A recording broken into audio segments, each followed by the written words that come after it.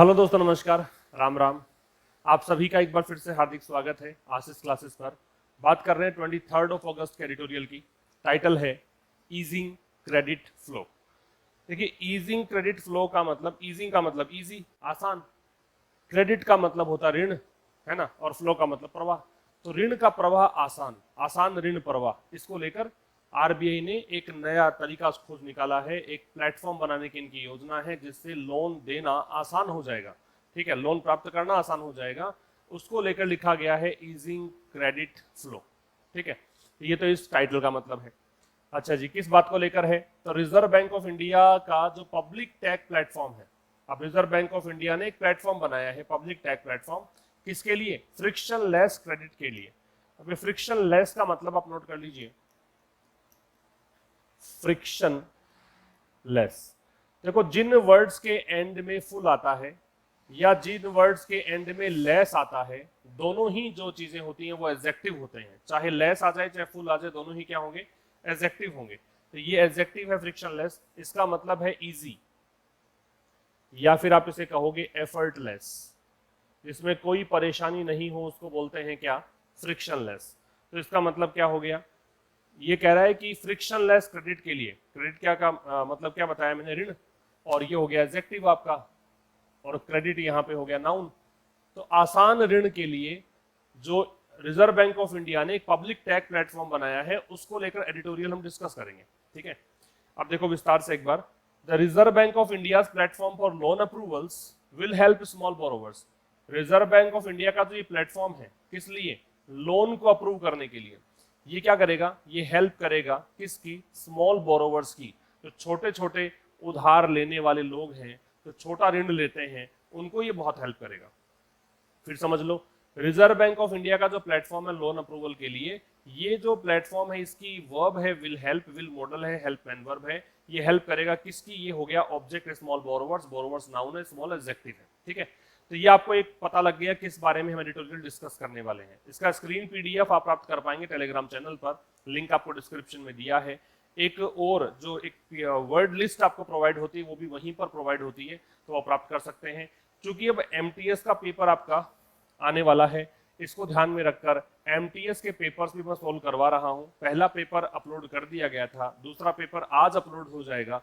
ठीक है, कुछ पेपर जितने मैं करा पाऊंगा उतने पेपर्स आपको मिलेंगे एग्जाम से पहले, ताकि आपको एक आइडिया लग पाए कि कैसे आप एग्जाम में क्वेश्चंस को हैंडल करेंगे, किस तरीके से उनको डील करेंगे। ये सब चीजें सीख पाओगे तो ये वाली सीरीज भी आप देखिए। और बाकी मैंने सीएचएसएल की कॉमन एरर्स का एक पार्ट अपलोड कर दिया है, दूसरा पार्ट भी जल्द ही आ जाएगा। और जितने भी मैं ये टॉपिक्स करवा रहा हूँ, अगर टॉपिक पूरा हो चुका है तो उसका पीडीएफ आपको टेलीग्राम चैनल पर ही मिलता है। ठीक है भाई, अब एंड तक देखिएगा सेशन को और जरूर से शेयर कर दीजिएगा, और पेन नोटबुक लेकर बैठना, नोट करते चलना। देखो भी क्या कह रहे हैं।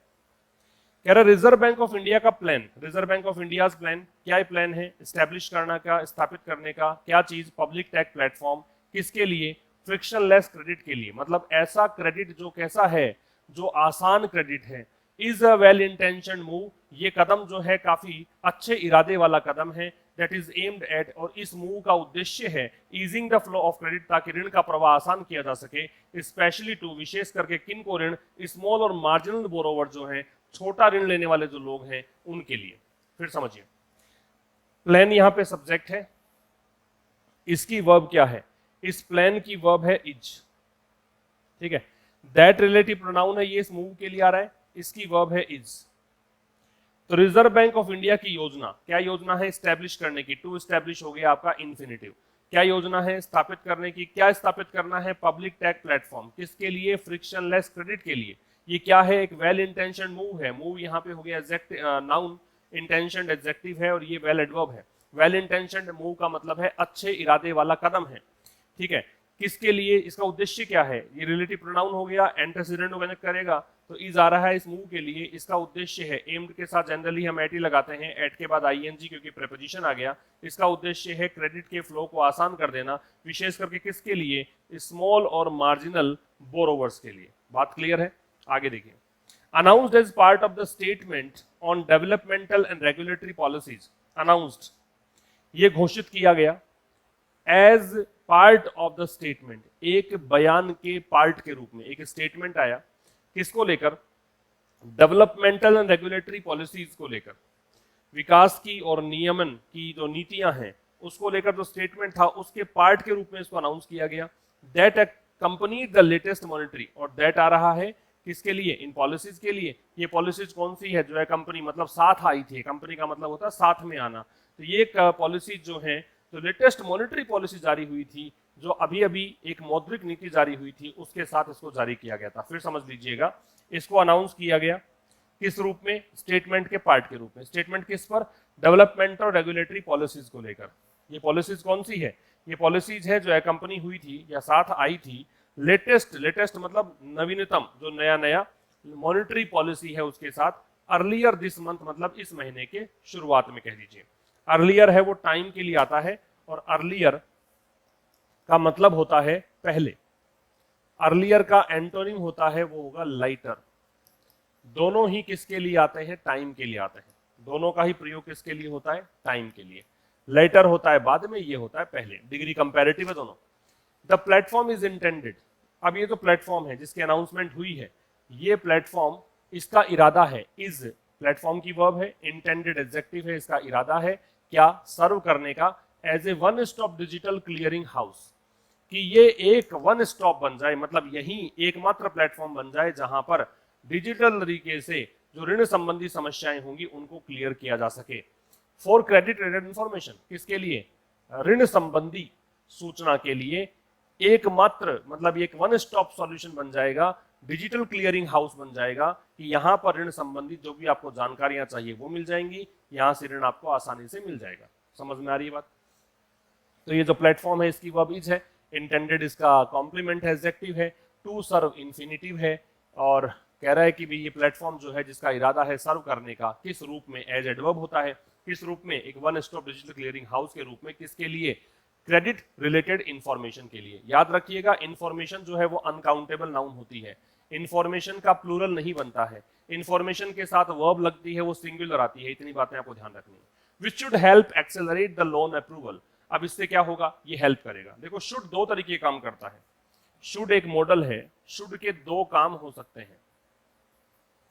शुड का एक काम तो ये होता है कि ये बताता है सजेशन, सजेशन के लिए शुड आता है, और दूसरा शुड का काम होता है स्ट्रॉन्ग पॉसिबिलिटी के लिए आता है। स्ट्रॉन्ग पॉसिबिलिटी के लिए शुड आ सकता है, सजेशन के लिए शुड आ सकता है, ये दो चीजें शुड के अंदर होती हैं। ठीक है, तो यहां पे स्ट्रॉन्ग पॉसिबिलिटी है ये। हेल्प के साथ भी दो चीजें ध्यान रखिए, कि जब जब आपको हेल्प नजर आए तो हेल्प के साथ दो चीजें आप ध्यान रखिए। एक तो ये ध्यान रखो कि हेल्प के साथ आएगा V0, और दूसरा ये ध्यान रखो हेल्प के साथ आएगा 2 + V0, दोनों ही सही है। यहाँ जनरली इस अखबार में हम देखते आए हैं कि V0 का प्रयोग ज्यादा प्रचलन में है। तो क्या कह रहा है, ये जो चीज है ना, ये जो वन स्टॉप डिजिटल क्लियरिंग जो हाउस है, ये क्या करेगा, ये हेल्प करेगा किस चीज में, एक्सेलरेट, तेज कर देने में। अब देखो हेल्प के साथ में वर्ब की बेस फॉर्म है, किस चीज को तेज करने में, लोन अप्रूवल को। लोन अप्रूवल में जो टाइम लगता है वो टाइम अब कम लगेगा। And disbursal process significantly, disbursal का मतलब क्या होता है, डिसबर्सल वैसे स्पेंडिंग को बोलते हैं। देखो लोन राशि जो किसी विशेष प्रयोजन के लिए आपने ली है, उसमें से जो पैसा आपको मिलेगा ना, लोन जो फंड आपको करेगी बैंक, उसमें जो पैसा आपको दिया जाएगा, संवितरण इसको बोलते हैं, वितरण बोलते हैं, स्पेंडिंग या आउटले कह सकते हो, है ना। तो वो जो डिसबर्सल प्रोसेस है, मतलब जो पैसा देने का प्रोसेस है, सिग्निफिकेंटली का मतलब होता है कंसिडरेबली, बहुत ही ज्यादा। सिग्निफिकेंटली का मतलब क्या है, कंसिडरेबली, बहुत ज्यादा। फिर समझिए कि ये जो डिजिटल क्लियरिंग हाउस है, वन स्टॉप जिसको कहा जा रहा है, ये क्या करेगा, ये लोन अप्रूवल को तेज करेगा और डिसबर्सल प्रोसेस को तेज कर देगा काफी बड़े स्तर पर, है ना, टू ए लार्ज एक्सटेंट कह सकते हो। Developed by the reserve bank innovation hub, अब ये किसने विकसित किया है प्लेटफॉर्म, ये बनाया है रिजर्व बैंक इनोवेशन हब के द्वारा बनाया गया है। ये जो प्लेटफॉर्म है ना, ये डेवलप्ड, इसकी विशेषता है, ये प्लेटफॉर्म जो है ये क्या करेगा, विल फीचर, इसकी विशेषता होगी। फीचर का मतलब है इसकी स्पेशलिटी क्या क्या होगी, तो इस प्लेटफॉर्म की विशेषता होगी ओपन आर्किटेक्चर। अभी देखो कंप्यूटर के अंतर्गत जब आप ओपन आर्किटेक्चर की बात करते हो तो इसमें कंप्यूटर सॉफ्टवेयर से संबंधित ये एक टर्म होता है ओपन आर्किटेक्चर। इसमें जो सूचनाएं इस कंप्यूटर में है वो सूचनाएं दूसरे कंप्यूटर में पहुंचाई जा सकती है, इसको इधर से इधर स्वैप किया जा सकता है। ये टेक्निकल नेम्स हैं, ज्यादा कुछ सोचने की जरूरत नहीं है। तो क्या कह रहा है, रिजर्व बैंक इनोवेशन हब के द्वारा इस प्लेटफॉर्म को डेवलप किया गया है। ये प्लेटफॉर्म की विशेषता ये होगी, इसमें ओपन आर्किटेक्चर होगा, दूसरा इसमें ओपन एप्लीकेशन प्रोग्रामिंग इंटरफेसेस होंगे और साथ में कुछ ऐसे मानक होंगे, ऐसे स्टैंडर्ड्स होंगे दैट वुड फैसिलिटेट। अब ये जो दैट आ रहा है वो स्टैंडर्ड के लिए आ रहा है। ये स्टैंडर्ड्स क्या करेंगे? ये स्टैंडर्ड्स फैसिलिटेट करेंगे। फैसिलिटेट करेंगे मतलब क्या है? फैसिलिटेट ये वर्ब है, वैसे वर्ड कैटेगरी की अगर बात करें इसका मतलब होता है मेक इजियर, किसी चीज को आसान कर देना। तो ये आसान कर देगा, ये और अधिक आसान कर देगा किसको? सीमलेस फ्लो को। सीमलेस का मतलब होता है विदाउट इंटरप्शन। वैसे तो इसका मतलब परफेक्ट भी होता है, इमैक्युलेट भी होता है, बेदाग होता है, लेकिन यहां पे जो इसका मतलब सटीक होगा वो होगा विदाउट इंटरप्शन, बगैर व्यवधान के, बगैर किसी ऑब्स्ट्रक्शन के। ठीक है, तो कह रहा है कि ये जो चीजें हैं, चाहे वो ओपन आर्किटेक्चर हो, ओपन एप्लीकेशन प्रोग्रामिंग हो या स्टैंडर्ड्स हो, ये क्या करेंगे? ये सीमलेस फ्लो जो है, मतलब बिना इंटरप्शन के जो प्रवाह है, रिक्वायर्ड डिजिटल इंफॉर्मेशन, जो भी डिजिटली आपको इंफॉर्मेशन चाहिए है, किससे? अलग अलग एंटिटी से। वेरिड का मतलब होता है वेरियस, ये एडजेक्टिव है। एंटिटीज का मतलब कोई भी निकाय, बैंक हो गया या कोई फाइनेंस कंपनी हो गई, है ना, अलग अलग जो एंटिटीज हैं उनसे जो रिक्वायर्ड डिजिटल इंफॉर्मेशन है, जिसके अंतर्गत अब एंटिटीज की बात कर रहा है। एंटिटीज में कौन कौन से शामिल है? इन एंटिटीज में शामिल है इंक्लूडिंग प्रेपोजिशन होता है, इंक्लूडिंग और एक्सक्लूडिंग दोनों प्रेपोजिशन होते हैं। इसमें शामिल है क्या? स्टेट एंड सेंट्रल गवर्नमेंट्स, इसमें राज्य और केंद्रीय सरकार शामिल है। क्रेडिट इंफॉर्मेशन कंपनीज, ऋण संबंधी सूचना देने वाली कंपनी शामिल है।